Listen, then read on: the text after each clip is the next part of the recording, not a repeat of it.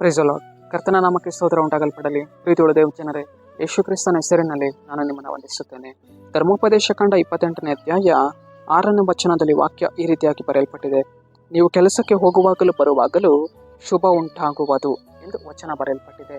ಅಂದರೆ ಪ್ರೀತಿಯುಳ್ಳ ದೇವ ಜನರೇ, ಕರ್ತನ ಆತ್ಮನು ನಾವು ಕೆಲಸಕ್ಕೆ ಹೋಗುವಾಗಲೂ ಬರುವಾಗಲೂ ದೇವರು ಏನು ಮಾಡುವವರಾಗಿದ್ದಾರೆ, ತನ್ನ ಶುಭದ ಕಾರ್ಯಗಳನ್ನು ನಮ್ಮ ಕೆಲಸದ ಮಾರ್ಗದಲ್ಲಿ ಕೊಂಡು ಬರುವವರಾಗಿದ್ದಾರೆ.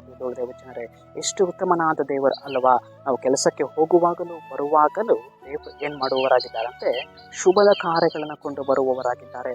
ನಾವು ಕೆಲಸದ ಮಾರ್ಗಗಳನ್ನು ಯಾರಿಗೆ ವಹಿಸಿಕೊಡಬೇಕು? ದೇವರಿಗೆ ವಹಿಸಿಕೊಡಬೇಕು. ಸ್ವಾಮಿ, ನನ್ನ ಕೆಲಸದ ಮಾರ್ಗವನ್ನು ನಿನಗೆ ವಹಿಸಿಕೊಡ್ತೇನೆ.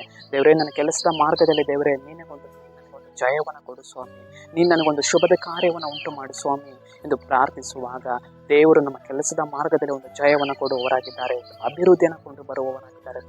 ಜನರೇ, ಯೋಸೇಫನ ಜೀವಿತದಲ್ಲಿ ದೇವರು ಅವನು ಮಾಡುವಂಥ ಕಾರ್ಯಗಳನ್ನು ಏನು ಮಾಡಿದರು? ಆಶೀರ್ವದಿಸಿದರು. ಅವನನ್ನು ದೇಶದಲ್ಲಿ ಉನ್ನತ ಪದವಿಗೆ ಕೊಂಡು ಬಂದರು. ಅದೇ ರೀತಿಯಾಗಿ ನಮ್ಮ ಜೀವಿತದಲ್ಲಿಯೂ ಕೂಡ ಯೋಸೇಫನಂತೆ ದೇವರು ನಮ್ಮನ್ನು ಅಭಿವೃದ್ಧಿಪಡಿಸುವವರಾಗಿದ್ದಾರೆ. ನಾವು ಕೆಲಸಕ್ಕೆ ಹೋಗಬೇಕಾದ್ರೂ ಬರಬೇಕಾದ್ರೂ ದೇವರು ನಮಗೆ ಜಯ ಕೊಡುವವರಾಗಿದ್ದಾರೆ. ಎಷ್ಟೋ ವಿಧವಾದ ಒಂದು ಸೈತಾನನ ಕಾರ್ಯಗಳು ನಮ್ಮ ಜೀವಿತಗಳಲ್ಲಿ ಹೋರಾಡಿಕೊಂಡಿರುತ್ತೆ. ಆ ಎಲ್ಲ ವಿಧವಾದ ಸೈತಾನನ ಕಾರ್ಯಗಳಿಂದ ದೇವರು ನಮ್ಮನ್ನು ಬಿಡುಗಡೆ ಮಾಡಿ ನಮ್ಮ ಕೆಲಸದ ಕಾರ್ಯಗಳಲ್ಲಿ ಒಂದು ಸಮಾಧಾನವನ್ನು ಗ್ರಹಿಸುವವರಾಗಿದ್ದಾರೆ. ಪ್ರೀತಿಯುಳ್ಳ ದೇವ ಜನರೇ, ಆದುದರಿಂದ ನಮ್ಮ ಕೆಲಸದ ಮಾರ್ಗಗಳನ್ನು ದೇವರಿಗೆ ವಹಿಸಿಕೊಡಬೇಕು. ಸರಿ, ನಾವು ಪ್ರಾರ್ಥಿಸಿಕೊಳ್ಳೋಣ. ಅಪ್ಪ ಕರ್ತನೆ, ನಿಮಗೆ ಸ್ತೋತ್ರ ಸ್ವಾಮಿ.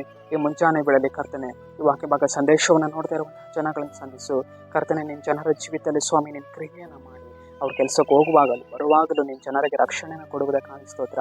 ಶುಭದ ಕಾರ್ಯವನ್ನು ಉಂಟು ಮಾಡುವುದಕ್ಕಾಗಿ ಸ್ತೋತ್ರ ಅಪ್ಪ. ನಜರೇತಿನ ಯೇಸುವಿನ ನಾಮದಲ್ಲಿ ತಂದೆಯೇ, ಆಮೆನ್.